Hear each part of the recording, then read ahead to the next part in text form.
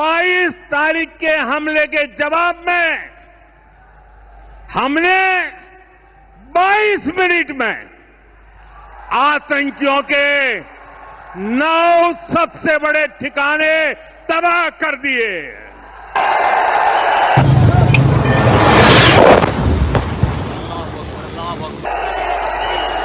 भारतीय वजीर आजम की नरेंद्र मोदी की शर्मंगेजी मुज़ाकरात के लिए शराइत भी आयद कर दी। कहा पाकिस्तान से बात होगी तो सिर्फ दहशतगर्दी और पाकिस्तानी कश्मीर पर। ऑपरेशन सिंदूर का नाम भी आप देखें तो जो सिंदूर है, जो मांग है, ये इसलिए है कि हिंदू औरतें जो हैं जिनके खामनों को मारा गया वो उनके ऑनर की जंग थी। ऑपरेशन सिंदूर का मतलब है कि ये हिंदू औरतों के ऑनर की जंग थी। ठीक, एक्सपेक्टेड क्योंकि लग यही रहा था। राजस्थान की धरती से प्रधानमंत्री ने पाकिस्तान को डायरेक्ट मैसेज दिया। वो कह रहे हैं कि जो सिंदूर को खत्म करने निकले थे हमने उनको मिट्टी में मिला दिया। Yeah, well, you see, I think India is very fortunate to have Prime Minister Modi. I think it's a great blessing on India and it's an advantage to the rest of the world. Colonel साहब, PM Modi ने बीकानेर में जाकर जिस तरह का भाषण दिया है, उनका रौद्र रूप देखकर तो मुझे लगता है पाकिस्तान एक बार फिर डर गया होगा कि पता नहीं अब आगे क्या होने वाला है। वो धमकियां दे रहे हैं पाकिस्तान को कि ये जो ऑपरेशन सिंदूर है ये ट्रेलर था, अभी जारी है। वहां के जो फौजी हैं वो कह रहे हैं हम तैयार हैं, वहां जो मिलिट्री उनके ऑफिसर्स हैं वो कह रहे हैं हमें हुक्म मिल चुका है। We've seen courage we've seen it at the political level and we've seen that at the military level as well. जय हिंद दोस्तों, a very warm welcome to Hindustan special channel. Operation Sindoor के बीच प्राइम मिनिस्टर नरेंद्र मोदी गुरुवार को पाकिस्तान के सटे राजस्थान के बीकानेर पहुंचे। यहां से प्राइम मिनिस्टर मोदी ने पाकिस्तान के साथ ही पूरी दुनिया को संदेश दिया, भारत की तरफ उठी हर बुरी नीयत का करारा जवाब दिया जाएगा। प्राइम मिनिस्टर मोदी ने इस दौरान ऑपरेशन सिंदूर को लेकर सेना के शौर्य को याद करते हुए कहा कि आतंकियों ने 22 अप्रैल को बहनों का सिंदूर मिटाया था। हमारी सेना ने 22 मिनट में ही उनको मिट्टी में मिला दिया। सीमा पर पाकिस्तान को लताड़ लगाते हुए प्राइम मिनिस्टर मोदी ने कहा कि अब उनके साथ ना कोई व्यापार होगा और ना उनके साथ कोई बात होगी। अब बात होगी तो बस पाकिस्तान अधिकृत कश्मीर को लेकर होगी।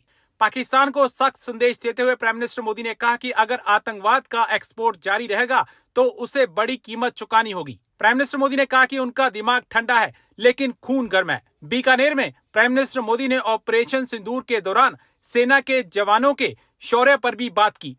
वो दोबारा आवाम के पास गए हैं और वो कह रहे हैं कि जो सिंदूर को ख़त्म करने निकले थे हमने उनको मिट्टी में मिला दिया। इट मीन्स कि नरेंद्र मोदी जो कह रहे हैं कि ऑपरेशन सिंदूर ख़त्म नहीं हुआ, ऑपरेशन सिंदूर ख़त्म नहीं हुआ, इसकी बहुत सारी इम्प्लीकेशंस हैं। एक तो वो ये है कि वो कॉन्टीन्यूसली पॉलिटिकल कांटेक्ट रखना चाहते हैं अवाम के साथ। ये बड़ी इंपॉर्टेंट डेवलपमेंट है कि पॉलिटिकल कांटेक्ट रखो अवाम के साथ, लोगों को बताते रहो हमने क्या किया। और दूसरी बात जो सबसे इंपॉर्टेंट चीज़ है जो इंडिया के अंदर है, क्योंकि इंडिया ये समझता है कि वो कहते हैं जनाब कि ये सिंदूर जो है इट इज़ ए बॉम्ब, ये बॉम्ब है दहशतगर्दों के लिए। और उन्होंने ये पाकिस्तान को स्पेशली ये देखें, इट मीन्स कि जो एंटी पाकिस्तान रेट्रिक है इंडिया के अंदर और इंडियन पॉलिटिकल क्लास के अंदर वो ख़त्म नहीं हो रही। Things are not going to get cool down. यही वजह है कि पाकिस्तानी थिंक दैट नरेंद्र मोदी साहब जो हैं वो दोबारा पाकिस्तान पे हमला करवाएंगे। अगर नरेंद्र मोदी दोबारा पाकिस्तान पे हमला करवाएंगे तो क्या होगा, क्या इम्प्लीकेशंस हो सकती हैं। गो के पाकिस्तान के डीजीएमओ ने ये कह दिया है, पाकिस्तान के डीजीएमओ ने ये कह दिया है कि the forces are going back to the peace time. But forces peace time पे चली गई हैं लेकिन अवाम के अंदर जो रेट्रिक है वो और बढ़ गई है। सो अब वो जो कुछ हुआ है उसको पॉलिटिकल सोसाइटियल डोमेन में लेके जाना चाहते हैं और the more it goes to the political societal domain the more Narendra Modi will be popular. So वो लगता यह है कि मोदी साहब इस सारे इशू को अभी 2 महीने 4 महीने इसको एक्सटेंड करेंगे, एक्सपैंड करेंगे। उन्होंने अपने इंटरनेशनल दौरे भी मंसूख कर दिए हैं। तो वो जो इवेंट्स लिखने जा रहे हैं, जो सिचुएशन होगी, that is something very important. And then सिर्फ वो यहाँ पे ऐसी बात नहीं है, डॉक्टर जयशंकर भी तो दुनिया में जिधर जा रहे हैं वो यही बात कर रहे हैं जी पाकिस्तान एपी सेंटर है टेररिज्म का। अब पाकिस्तान जो है वो जारी बात है और चीजों में मसरूफ हो गया। पाकिस्तान को एक डेडिकेटेड टीम चाहिए क्योंकि डॉक्टर जयशंकर दुनिया में जिधर जाके बात करते हैं वो यही बात कर रहे हैं। पीएम मोदी ने बीकानेर में जाकर जिस तरह का भाषण दिया है, उनका रौद्र रूप देखकर तो मुझे लगता है पाकिस्तान एक बार फिर डर गया होगा कि पता नहीं अब आगे क्या होने वाला है। जी अंजू जी, आप देखिए प्रधानमंत्री मोदी जी जो हैं, he is a man of signals. वो जो काम करते हैं, बोलते हैं, सबके पीछे कोई ना कोई राज छुपा होता है। और इस बार तो वो बड़े मुखर होकर उन्होंने बोला है, पाकिस्तान को आड़े हाथों लिया है और उसको अच्छी धमकी दे डाली है। देखिए, उनके उतरने के बाद में वहां पर देशनोक में उतरे हैं, उतरने के बाद से लेकर उनका भाषण खत्म होने तक का एक बार आप जरा ध्यान दीजिएगा। सबसे पहले कहां गए वो? करणी माता के मंदिर गए। करणी माता को क्या मानते हैं? दुर्गा का अवतार मानते हैं वहां के लोग। दुर्गा किसका प्रतीक है? शक्ति का प्रतीक है, सुरक्षा का प्रतीक है।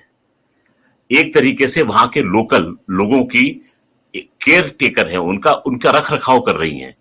उनके 25,000 जो चूहे घूम रहे हैं, कहते हैं वो उनके भक्त थे, जो चूहों के रूप में आजकल मंदिर में आ गए हैं, जिसको वो लोग काबा बोलते हैं। तो ये सब चीजें हैं। करणी माता उन 25,000 भक्तों की रक्षा कर रही है।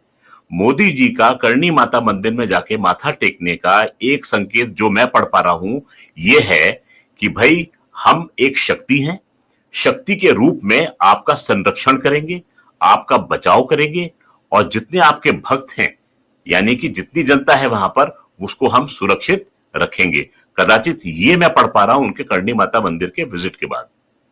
उसके बाद उन्होंने जाकर कुछ चीजों का उद्घाटन किया, शिलान्यास किया, कहां नींव के पत्थर रखे, उसकी डिटेल भी उन्होंने अपने भाषण में दी थी।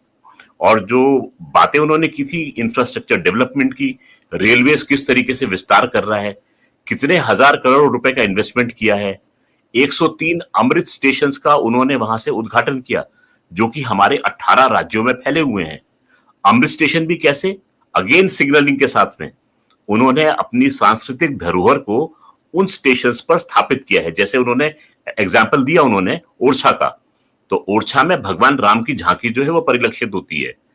तो हर स्टेशन जो है वो उस जगह की एक सांस्कृतिक छवि बन के उभरेगा, यानी जो भी व्यक्ति वहां से गुजरेगा वो उस स्टेशन को उस जगह के साथ में जोड़ पाएगा बड़े आराम से। तो ये कुछ सिग्नलिंग जो थी वो मैं पढ़ पा रहा था उनके भाषण में। उसके बाद उन्होंने जिक्र किया रोडवेज का। रोडवेज में किस तरीके से विस्तार हुआ है। उन्होंने फ्रेट कॉरिडोर की बात की, यानी माल ढुलाई का काम जो है। कर्नल साहब, ये बातें तो अलग है, लेकिन जो उनकी भाषण का मुख्य मुद्दा था वो पाकिस्तान था। सीधे पाकिस्तान को उन्होंने संदेश दिया। उन्होंने कहा मोदी की नसों में खून नहीं, गर्म सिंदूर बह रहा है, और जब बारूद बन जाता है तो फिर वही तबाही होती है जो 22 मिनट में भारत ने की पाकिस्तान में। जी, असल बात है, मोदी जी का ये स्टेटमेंट मुझे बड़ा अच्छा लगा। उन्होंने क्या किया, कल्चर को उस समय के साथ जोड़ा और उसको एक सिग्निफाई करके दिखाया कि सिंदूर जब बारूद बन जाता है तो उसका क्या अंजाम होता है, वो आपने देखा है।